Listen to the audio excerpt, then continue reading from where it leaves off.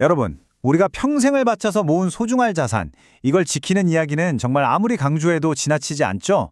특히 자녀에게 돈을 보내줄 때 그냥 사랑하는 마음에 무심코 적는 그 계좌이체 메모 한 줄 있잖아요. 만약에 바로 그 한 줄이 우리가 수십 년 동안 피땀 흘려 쌓아올린 모든 걸 한순간에 날려버릴 수 있는 스위치가 된다면 믿으시겠어요?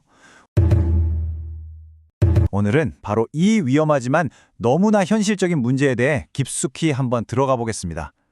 와, 정말 소름 돋는 말 아닌가요? 이게 그냥 지어낸 말이 아니고요. 실제로 수많은 세무 상담과 조사를 겪으면서 모든 걸 잃을 뻔했던 한 아버지가 정말 절망 속에서 털어놓으신 실제 경험담입니다.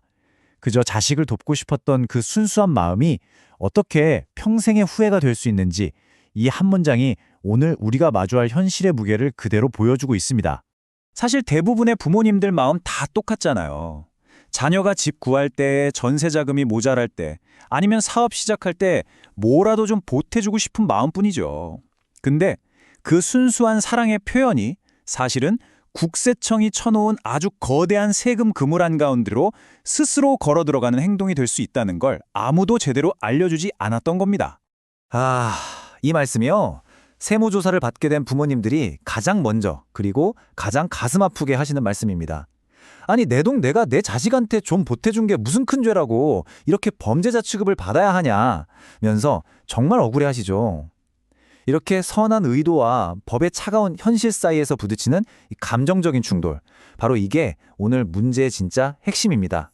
자, 이제부터는요. 감정은 잠시 내려놓고 냉정한 현실을 똑바로 봐야 합니다. 부모와 자식이라는 특별한 관계, 이건 우리 마음속의 이야기고요. 법의 눈으로 볼 때 대가 없이 오고 간 모든 돈은 딱 하나의 단어로 정해집니다. 바로 증여입니다. 국세청은 가족 간의 정, 이런 걸 보는 게 아니라 자산이 공짜로 이전되었다는 법적인 사실, 여기에만 집중하거든요.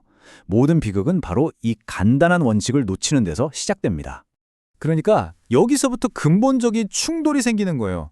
부모님은 사랑과 신뢰라는 마음의 세계에서 행동하시잖아요. 하지만 국세청은 오직 증거와 기록이라는 법의 세계에서 모든 걸 판단합니다. 서로 완전히 다른 언어를 쓰는 두 세계가 계좌이체라는 하나의 기록을 두고 마주 앉는 거죠. 이 차이를 이해하는 게 내 자산을 지키는 첫걸음입니다. 이 화면이 모든 걸 아주 명확하게 보여주죠. 왼쪽 보세요. 부모님한테는 당연한 사랑의 표현이지만 국세청한테는 증여세를 매길 수 있는 증여의 증거가 됩니다.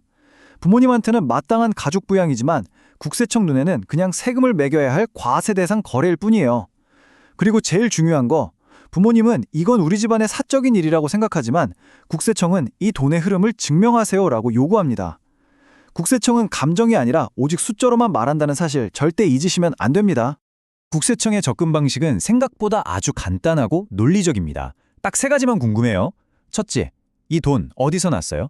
즉, 자금 출처. 둘째, 왜 하필이면 여러 계좌를 거치거나 왜 아들한테 안 주고 집주인한테 바로 쌌어요? 이동 경로. 마지막으로 이 돈의 목적이 뭐였습니까? 바로 여기서 계좌이체 메모가 결정적인 증거가 되는 겁니다. 이 세 가지 질문에 명확하고 객관적인 증거로 대답하지 못하면 국세청의 결론은 언제나 똑같습니다. 이건 증여네요. 많은 분들이 에이 설마 국세청이 대한민국 모든 사람 계좌를 다 들여다보겠어 하고 좀 안심하세요. 네, 그 말은 맞아요. 평상시에는 아무도 여러분 계좌를 들여다보지 않습니다. 하지만 어떤 특정 조건이 딱 맞아떨어지는 순간 마치 영화처럼 여러분 가족을 향한 조사의 스위치가 딸깍 하고 켜집니다. 그 순간부터 모든 게 달라지는 거죠. 바로 이 시나리오입니다. 자녀가 평생의 꿈이던 내 집 마련을 하는 그 기쁜 날, 역설적이게도 세무조사의 시계가 똑딱거리기 시작할 수 있어요. 국세청의 자금 출처 조사 시스템이라는 게 자녀의 지난 소득 기록이랑 이번에 산 부동산 가격을 자동으로 비교하거든요. 여기서 차이가 너무 많이 난다? 그럼 바로 경고등이 켜지고 조사관이 배정됩니다. 그리고 그 조사관은요, 지난 10년치의 여러분과 배우자, 자녀의 모든 은행 거래 내역, 신용카드 사용 내역까지 정말 현미경으로 보듯이 샅샅이 추적하기 시작하는 겁니다. 제가 현장에서 정말 수없이 봐온 안타까운 사례들을 보면요, 놀라울 정도로 비슷한 패턴을 보여요. 지금부터 선량한 부모님들이 자신도 모르게 파놓는 가장 치명적인 세 가지 덫에 대해 알려드릴게요. 제발 집중해서 들으시고 절대 똑같은 실수를 반복하지 않으셨으면 좋겠습니다. 이게 정말 방어하기 제일 힘든 최악의 수입니다. 자녀한테 큰 돈을 주면 혹시 딴 데 쓸까봐 아니면 그냥 절차를 간단하게 해주고 싶은 마음에 부모님이 집주인이나 은행 대출 계좌로 돈을 바로 쏴주는 경우죠. 국세청 입장에서는요, 이보다 더 확실한 중요증거가 없어요. 자녀가 갚아야 할 빚을 부모가 대신 갚아주었다. 이건 뭐 빼도 박도 못하는 증거가 계좌 기록에 영원히 남아버리는 겁니다. 조사관 앞에서 그거요. 빌려준 돈입니다. 나중에 갚기로 했어요. 이렇게 말하는 거 정말 아무 소용 없습니다.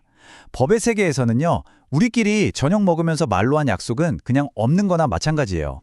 법적 효력이 있는 차용증, 혹시 모르니 공증, 그리고 제일 중요한 거, 매달 정해진 날짜에 꼬박꼬박 이자를 받은 금융기록, 이런 명백한 증거가 없으면 100% 증여로 보고 가산세까지 왕창 물리게 됩니다.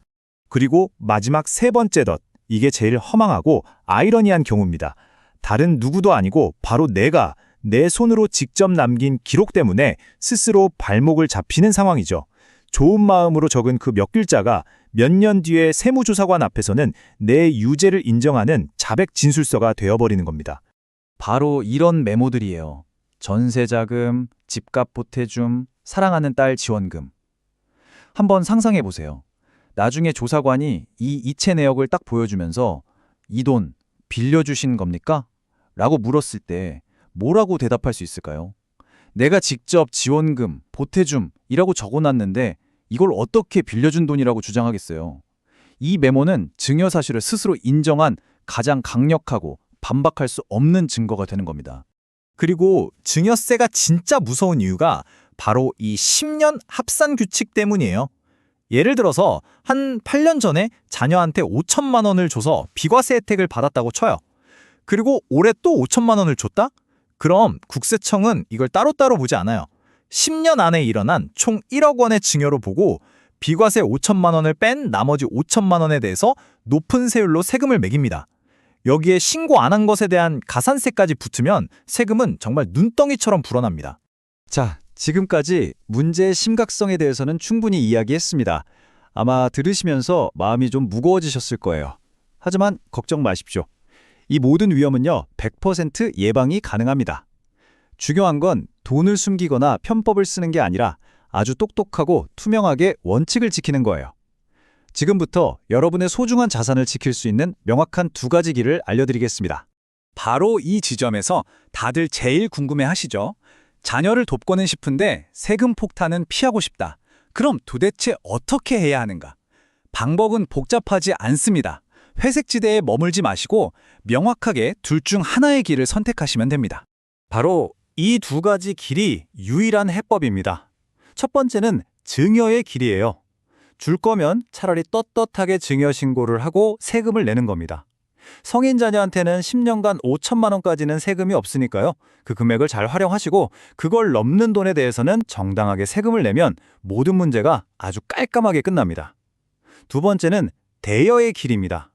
진짜로 빌려주는 돈이라면 법정 요건을 완벽하게 갖춘 차용증을 쓰고 법에서 정한 이자율에 맞춰서 매달 이자를 받은 계좌 기록을 철저하게 남겨야 합니다. 핵심은 선택과 기록이에요. 어설픈 마음으로 어정쩡하게 행동하는 게 가장 위험합니다. 오늘 이 이야기가 여러분 마음에 좀 깊은 경각심을 주었으면 좋겠습니다. 우리가 재산을 모으는 데는 수십 년의 땀과 눈물이 필요했지만 그 모든 걸 잃는 건 단 한 번의 잘못된 계좌이체, 단 10분의 계획 부족 때문일 수 있습니다. 이건 단순히 세금 이야기가 아니에요. 여러분의 삶과 사랑하는 가족을 지키는 방법에 대한 이야기입니다. 오늘 딱 10분만이라도 시간을 내서 내 자산을 어떻게 안전하게 지키고 물려줄 것인지 진지하게 계획을 세워보시는 건 어떨까요? 그 10분이 여러분의 평생을 지켜줄 수 있습니다.